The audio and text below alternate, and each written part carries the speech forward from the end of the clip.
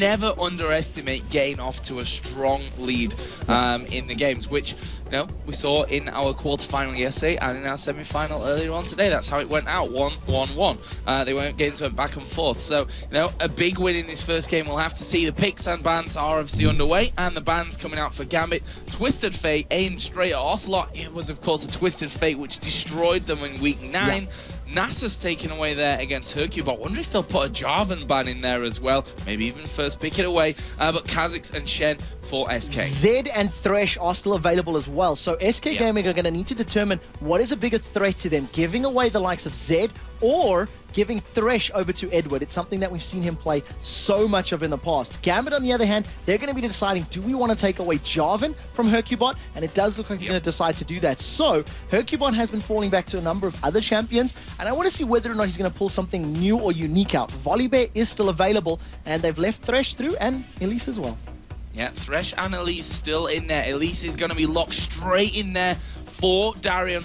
We talked about how well he actually did in that top lane with the Elise, so we could expect it to go there, of course.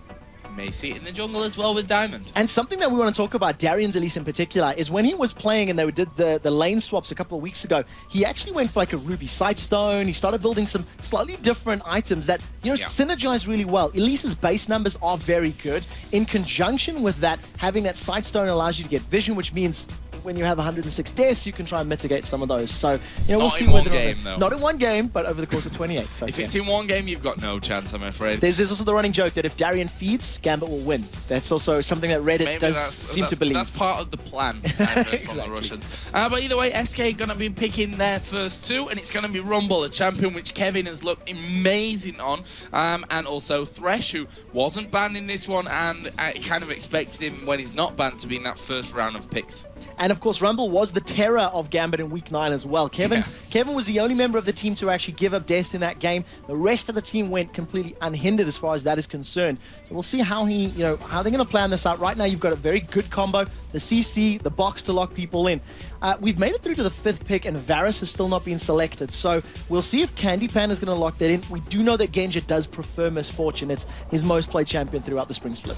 Yeah, Miss Fortune will be locked in, and we are going to be seeing Udyr in here as well for Diamond. And we mentioned this really before the Udyr rework, that he was, along with Makaza from Meet You Makers, pretty much in Europe the only two junglers that were really bringing Udyr to the table. Obviously, we have seen him pop up here and there a little bit since that remake, but interested to see what Diamond brings to the table here today. And 3 flashes of brilliance as far as Udyr is concerned. In week 1, we've seen him, he did a flash over the wall, did like a 4-minute dragon, which was great. When we seen him at MLG Dallas a couple of weeks ago, if I remember correctly, he used it to great effect against the Korean teams, and it was a very, very good pick.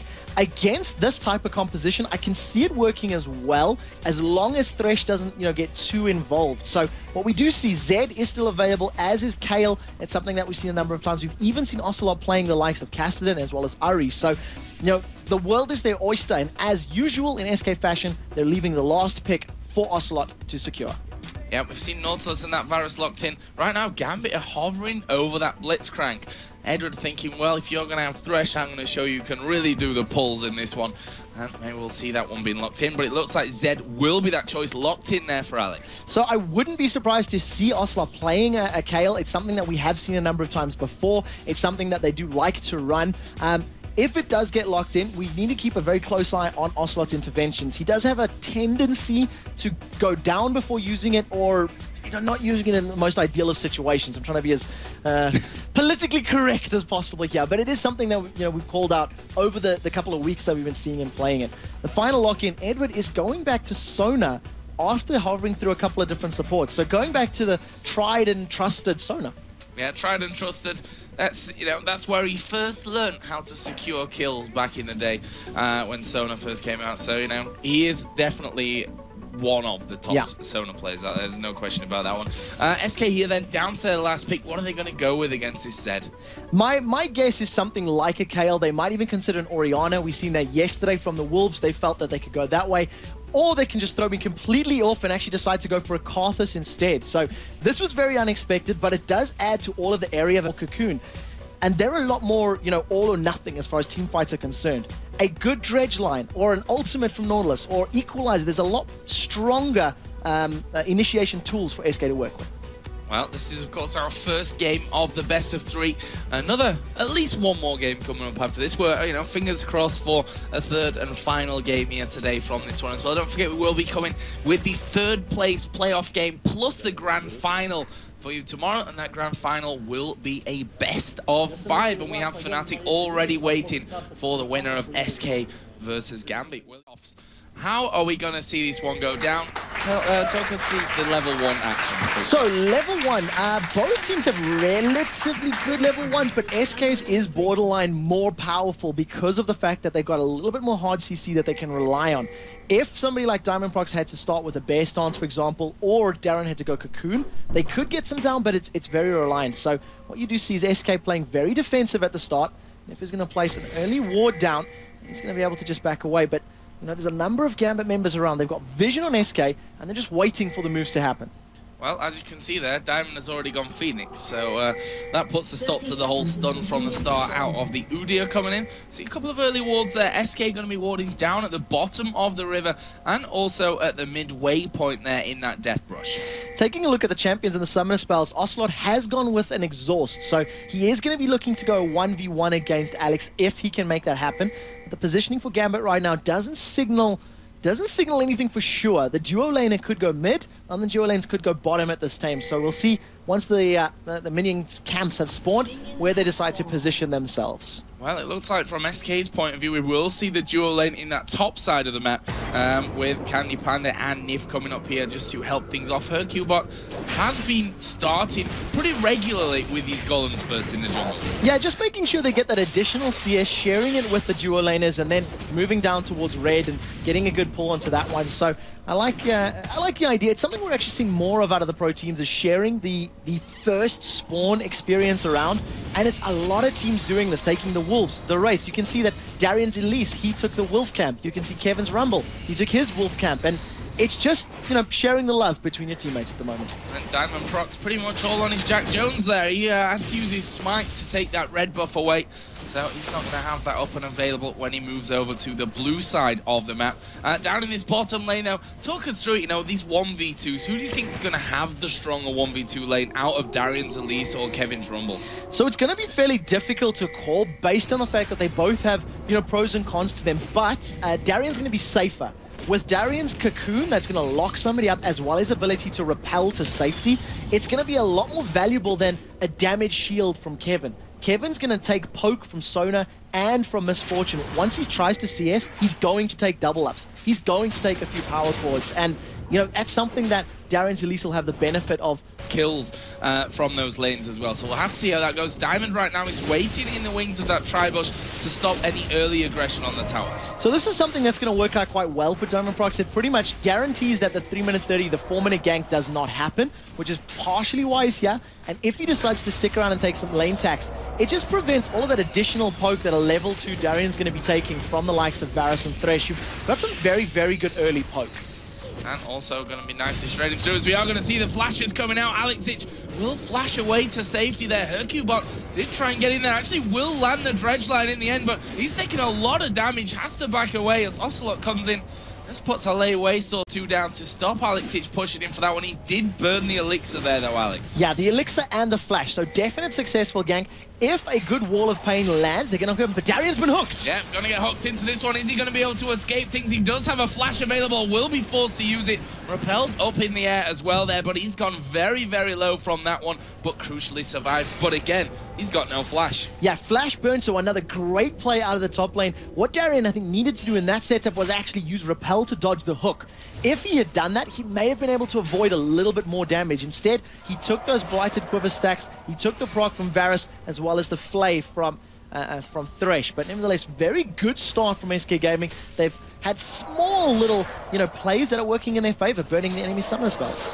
Yeah, the gold right now just tipped over in the balance for Gambit overall. So we are seeing the first couple of champions going back in there to buy things up. Carthus going to pick up that Ruby Crystal, and you'd imagine going to get straight up towards that Catalyst as early as he can to stay safe against Zed. Yeah, going to be working towards that, just getting that additional HP and that sustain in lane.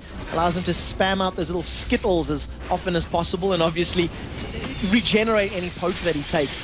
In terms of the top laners, what we do see is Diamond Prox, let's be honest, is babysitting Darien quite extensively. He's been in this lane for a good 2 minutes, and in the mid lane, they're going in. Yeah, I'm going to go in, but again, can't quite get the ground on Alex Ich. They're trying to really capitalize on the fact that there is no flash there for Alex Ich. But again, there's no flash for Hercubot, which just the way that Zed works makes it hard for him to get in there anyway. Yeah, especially because that Living Shadow is so powerful. It's effectively a 20-second flash that you can use at any time. So as long as Alex has that ability available, he will be able to jump to safety. See a very deep ward from Hercubot in and around the Wraith Bush, and some pings immediately on Diamond Prox saying, well, we know where he is, keep tabs on him, keep an idea on his CS, on his items, and make sure the lanes are aware of it. Yeah, and it's actually just making a loop around right now. We'll put a ward of his own on that curve bush and maybe head down here towards this bottom lane. Hercubot, as we said, does know the positioning there of Diamond, so it looks like he's going to try and head that off. So we'll see how this pans out. I've just taken a quick look at the rune page there for Genja, and he's running 24 armor penetration, followed by 8%. So a very heavy, armor penetration build, which makes me believe he may go for a lot of attack damage early and rely on his runes and his masteries to really help him get through any armor that's built up by SK. At the moment, you do see that Hercubot's hanging around in this bottom lane, and we've seen Nautilus ganks in the bottom lane pick up kills before. Yesterday, that was, of course, Evil Geniuses making that one work. I thought he was going to back away there as he saw Udi just crossing over that bush once again on the bottom side of the Gambit jungle, but Hercubot is still waiting there, so it looks like they're pretty committed to making something happen from this angle. The question is, can they get in and over that wall quick enough with Nautilus? He should be able to get in there. He doesn't have flash, so we're not going to see any, flash dredgeline hooks, which is what he tried in the middle lane. But at the moment, just hanging around, going to be working towards most likely those boots of mobility, and we'll get to giggle at the funny run animation. Right now, Kevin is just staying alive, and Hercubot's going to say, well, I've been here long enough, I want some of the CS. Yep. Actually, Darien coming down to that middle lane there, so that's interesting, which could indicate that Gambit are already thinking here about going in towards a dragon. Yeah, that's exactly how I would read it as well. Seeing how Diamond Prox has played Udyr in the past, they do go fairly aggressive. There and kill it. Exactly. Except he's got Ghost, so we'll just run in there and get it. Well, he can run very quickly, especially with Ghost and with Bear Stance up. You do see he's going to maybe position some wards. He doesn't have any wards, so that's not even a possibility. Just getting the timer. So resetting the image, and what you'll notice is that little icon on the minimap will reset once it comes back to life. And as we see Darren, he's returned to the top lane. There's no vision for SK on this one, so they're actually going to have no idea that this dragon is going on right now. Zed coming down to help things out here. Looks like Sona will join in as well. Diamond down to half HP already, so they're going to have to get the heals on him, maybe swap around a little bit of that damage coming in. And there is the dragon pickup by Gambit. That is a very early dragon coming in at 8 minutes and 22 seconds into the game. But we've come to expect that as well from Gambit. This is something that we said, during the build-up for the show as well. Gambit, they control their objectives and their dragons. I would go so far as to say the best out of any team in Europe. I think their dragon control, their timing, their positioning, and just how the team generally roams when dragon is up is absolutely fantastic. So they pick up the first one. What it does mean is when it respawns in a couple minutes time, they'll be able to position some wards and go in for it. What we do see now is the Ninja is moving to the top lane, and we see Diamond Prox positioning as well. They're jumping on. Here we go. The Lantern is down. We are going to see Darren getting involved, and here comes Zed from the side. Candy Panda going to use barrier already. Won't be enough, though, and that's first blood, and Diamond now charging in. He's going to get the stun down onto Nif. Are they going to go for the tank? The Cocoon will miss. There's the Flay. Darien takes a tower hit, and Nif will stay alive for now, and here comes Carthus. Darien not going to fall to that one. Not quite enough damage. Hercubot had flash as well. So what he was afraid of was the flash from Hercubot to jump in on him and then land the hook. So they baited it, so to speak, and unfortunately, first Rec Room of the game doesn't secure anything. Yeah, double hooks for SK. That's definitely a dangerous position to be in, that's for sure. As Ocelot, he put down a bit of damage onto that middle turret while Alex Ich was up in his top lane. Diamond now being the focus of the attention for Hercubot and Nif. He will just try and dodge as much as he can from those skill shots coming out. In the end, they didn't even bother to go for it, and that will leave us at 1-0 for Gambit. 2,000 gold is their lead. First blood did go to Alex, so we'll see when he decides to back off and actually spend that money. That's arguably one of the worst people to give it to if you are SK Gaming. Zeds that can insta-kill people are absolutely terrifying. 3,700 gold to the 2,700 of his lane opponent, but obviously hasn't spent that money just yet. If he decides to save to around 1,800, he can finish that blade pretty much immediately. Speaking of saving, Genja right now sat on a fortune, almost 3,000 gold that he's got right now. Obviously, they can keep the pressure down onto Rumble this entire time, so doesn't need to back off and potentially miss any of that CS right now. But when he does go back, he's going to come back into the game with a lot more, as Alex may be in trouble here. That was a wall of pain and Living Shadow. See you later. Yeah, just going to be able to hop away, get himself out of range. And talking about the amount of farm and gold that Genja has, it's because of the fact that they've had great vision down in this bottom lane. Alex has been caught. And caught as in destroyed there from that one. And it happened so quick that we didn't quite manage to get tabs on it there. And that is what SK were really looking for. That kill, of course, going over to Hercubot, who we talked earlier on about how many kills he picks up in games and how little deaths, maybe even more importantly. 44 from 28 games in the spring split. Now, this is something I want to point out that's a little different from what we used to see from Hercubot. He's picked up a Philosopher's Stone first as one of his earliest items. This is very different to what we used to seeing out of junglers in the LCS, and Hercubot in particular is one of them. This immediately tells you we want to go to late game. This signals that I want to get as much gold as possible. I haven't rushed Boots of Mobility, so I don't want to gank quite as often. Usually he could have it by now. And it just signals we want to get to that powerful state where Varus will out DPS MF, where Karthus will kill everybody, and where Rumble and Nautilus can survive anything that Gambit throws at them. Yeah, but of course that first blood went over to Alex, so they're going to have to do a good job to hold on to that one if they want to get to that later stage. Actually, Alex did obviously have that lead in CS as well. That was caught up a little bit by Ocelot once Alex went home to pick up that Brutalizer to add it into the Cutlass that he already had a little bit earlier on.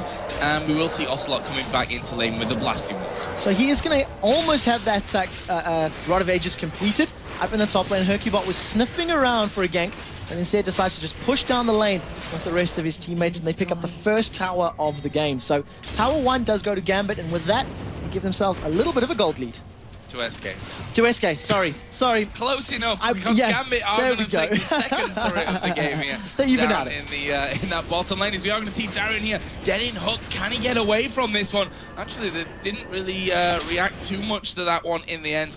And he will be completely fine. There is that turret going down for Gambit, and that kind of evens us up on the kills and the turrets, but of course not the gold. With that first blood with the Dragon, it's 17.4 to 16.2 thousand, the lead for the Russians. And Gambit will be respawning in a minute, so take a look at the vision that's coming down. We've seen Diamond Prox a moment ago putting a ward down on SK's blue buff. You see Edward moving on his pink ward, the Dragon, and there's some additional vision all over the place. So they're getting ready for that engagement, making sure they're aware of SK Gaming's timing and placement, and only Diamond Prox can get away with the recall in the middle of SK's jungle.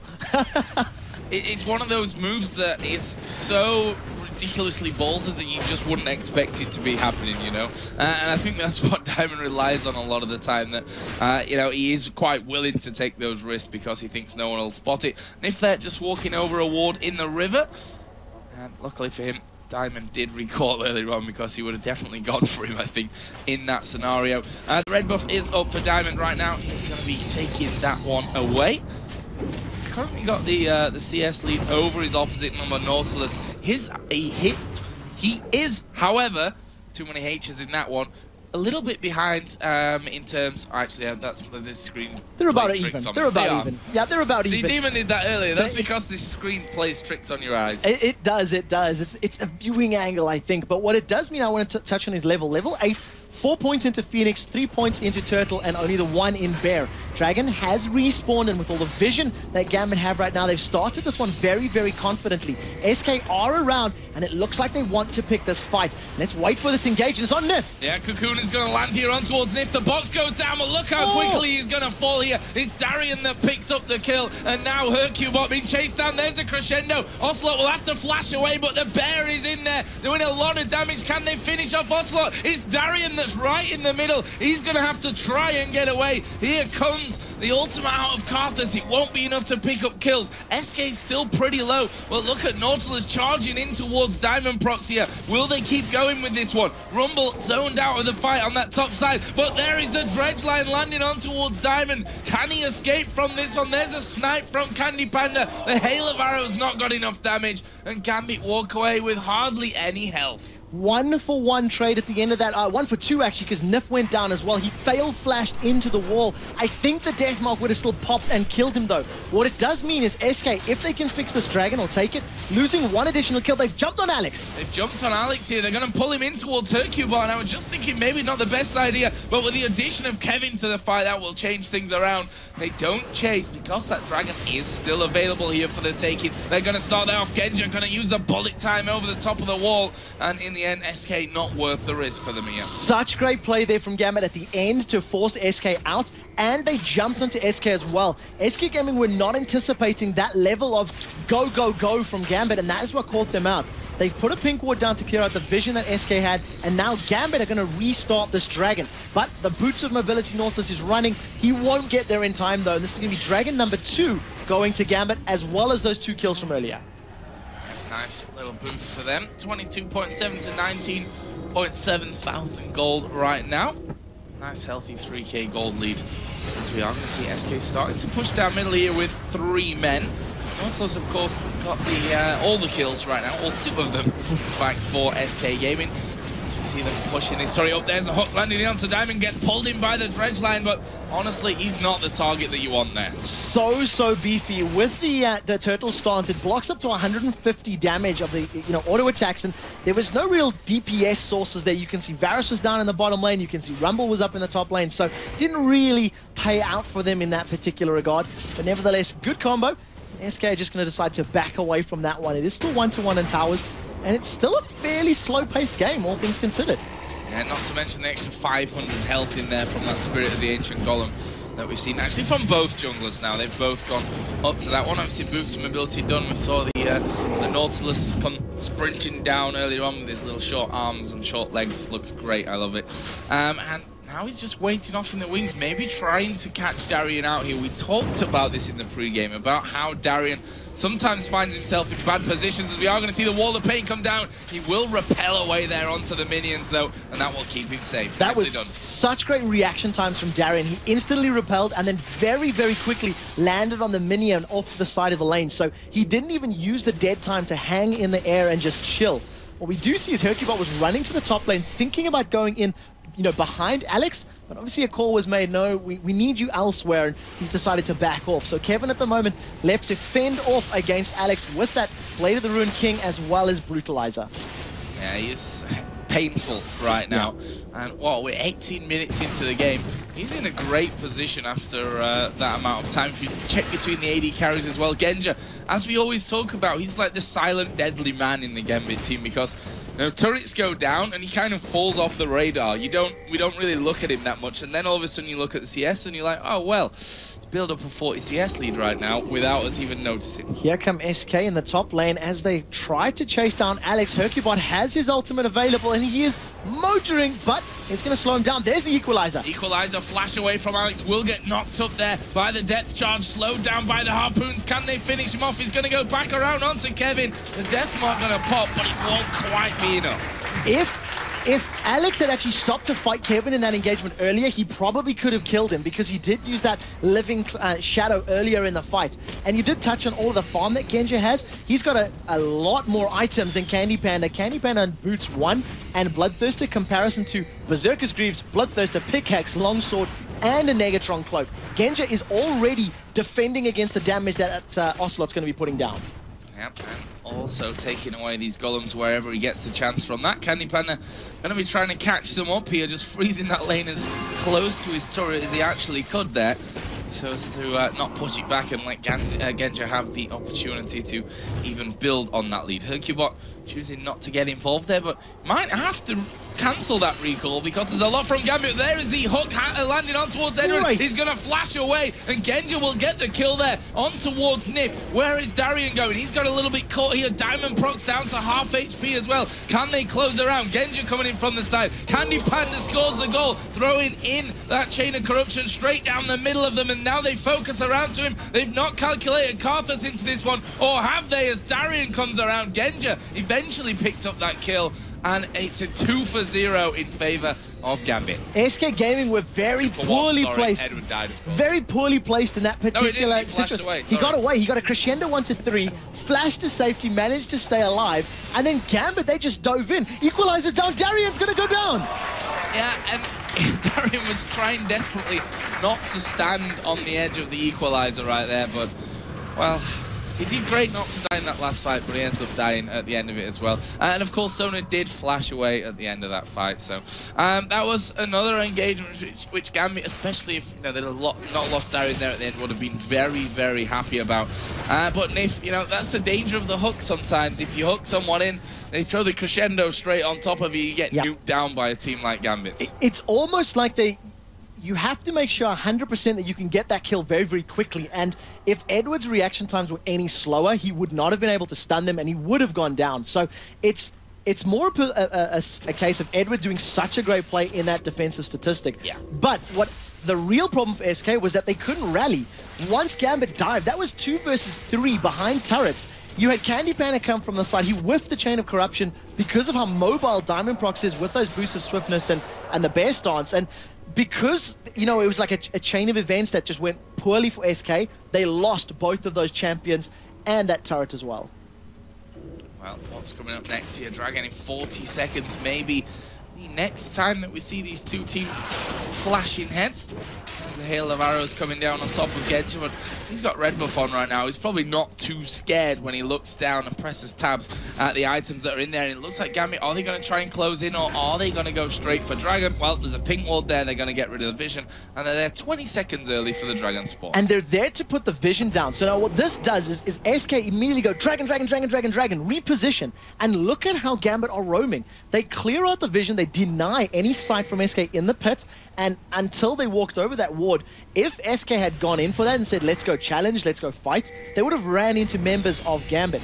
So now with the positional advantage and the vision advantage, Diamond Prox has started it, and they've jumped onto the spider. Yeah, going to go in there towards Darian. He's actually going to repel away from this one. The box is down from Nif. Chain of Corruption not quite landing where they wanted it to. Diamond runs away. There's a depth charge on towards Darian. Did knock up Genja as well at the same time, but that's a lot used there for SK Gaming. Yeah, they used 3 of the ultimates there. Requiem is available, but how are they going to decide? Is it going to be enough to fight? That's the question. Wall of Pain is down. SK still want to fight. Yeah, they do want to fight. They've managed to hook Darian in towards this one. There's a brilliant crescendo going over. The bullet time doing the work as well. And SK being shredded down. Alex Itch right on top of them. Double kill coming out from Udia. They can't quite finish off Diamond either. And that will be a lot of kills coming out in the end.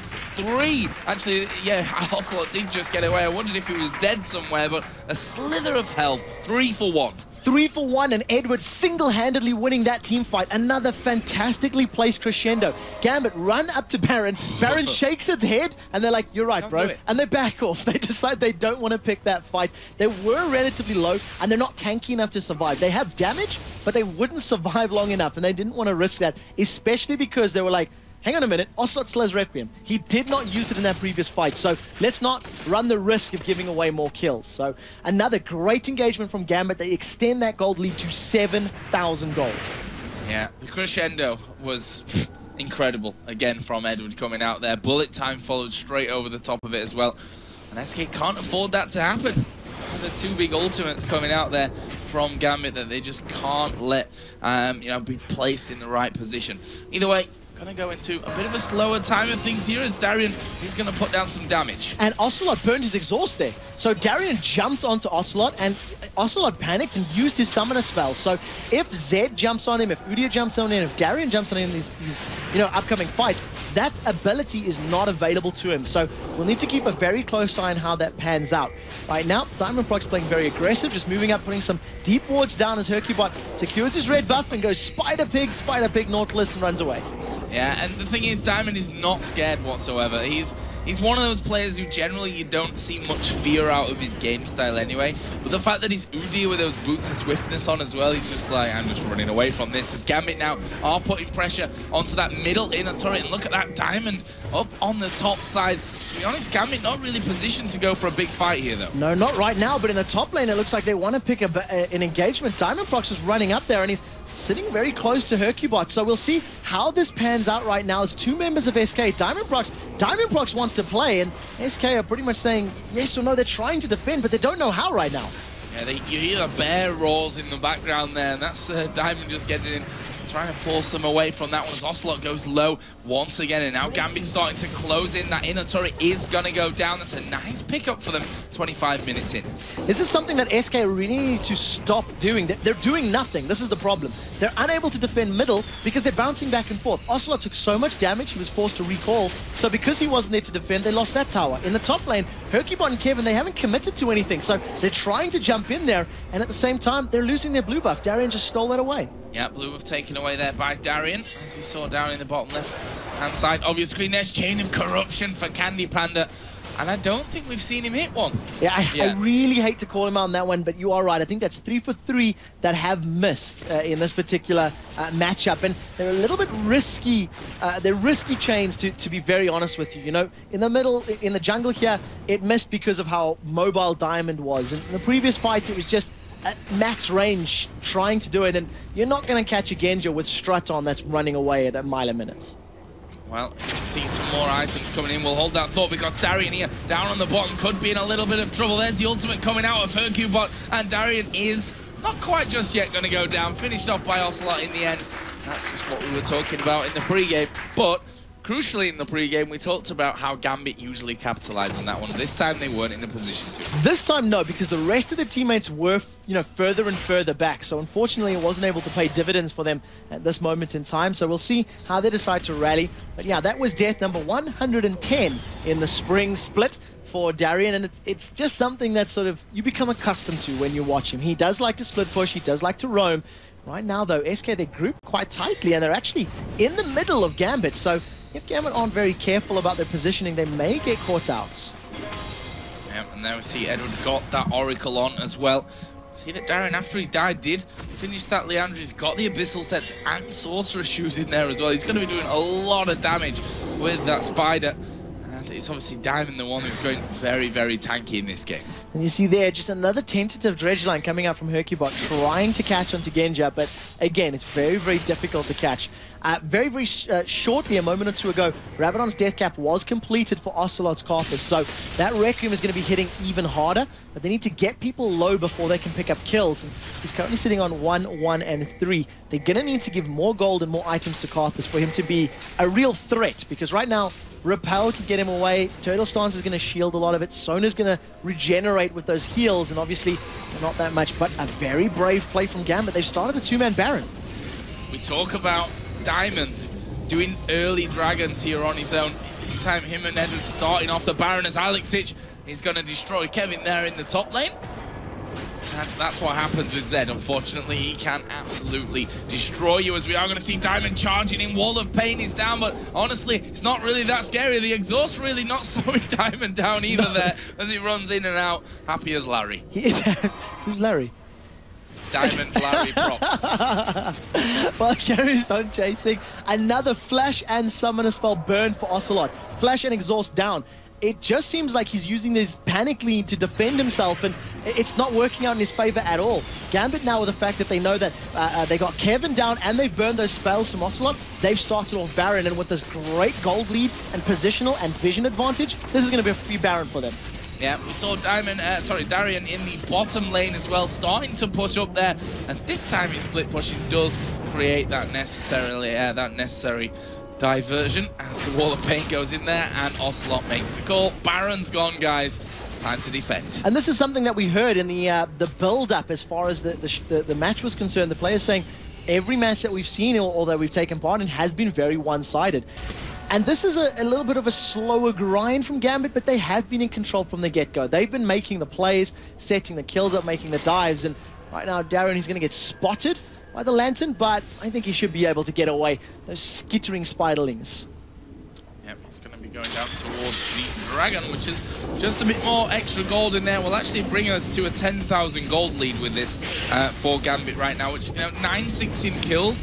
You wouldn't expect to see that in the gold, but Gambit have controlled literally everything about this game. Yes, they've lost a couple of kills here and there, and Darian's died 4 times, which fits into his profile that we talked about earlier on, but it doesn't matter how many times he dies. Alex is going to go in here on towards Ocelot, and is he going to go down? He's going to focus on towards Nip. Wow. And he does get the kill. That's incredible. 1 versus 3, he picks the kill up, but that's not all he did. He distracted SK for long enough for both Edward, Darian, and Diamondprox to push the bottom inner turret, the inhibitor turret. Genja has soloed the mid inhibitor turret, and they're going to get 2 inhibitors off of this. Yeah, and that's the thing. Alex saying, well, you can quite happily take me down. I'll take 1 with me, but what have you lost after that one there? The middle turret, super, super low, will be finished by Genja in the end, and the bottom turret as well. And that just is such a great move from Gambit. That just shows how tactically strong they are. Complete control and domination. And there's something I want to point out as well. Edward, a couple minutes ago, he upgraded his boots of mobility with Captain Boots. And this is something else we don't... Captain Eddie. We don't see too many Captain Boots at all in the professional scene, and I wish we did more. It grants +8 movement speed to approaching allied champions, so anyone that's following you up, and when you've got Boots of Mobility, you can stay ahead of them, which is very, very key. They're always going to be chasing you. In addition to that, all of your minions get +20% movement speed, so for split pushing and for those rushing down towers, you see how quickly and how effective it is. Yeah, really great pick up there from that one. Nice to see some newer stuff coming out there for this one. Gambit starting the process of really constricting SK here with all those wards down in the jungle. To be honest, they've been doing it for quite a while right now. It's not really something too new in this one. And Diamond's got bored of this inner turret up at the top. He's going to get straight in there, tank that one down. Genja with the final blow in for that one. And it's looking all like Gambit right now, but don't forget, guys, this is a best of 3, so don't go anywhere after this one. We will be moving into game 2, whichever way this one finishes. But it does look like our second seed Gambit are well and truly in the driving seat. Yeah, there's very, very little that Gambit can do to actually lose this match right now. With super minions in both the middle and the bottom lane, it is a matter of time before they're pushing on the Nexus turrets. As soon as that happens, you can see Gambit just... They're toying with this turret. They're walking up. Diamondprox is going to take a couple of turret hits that do nothing to him right now.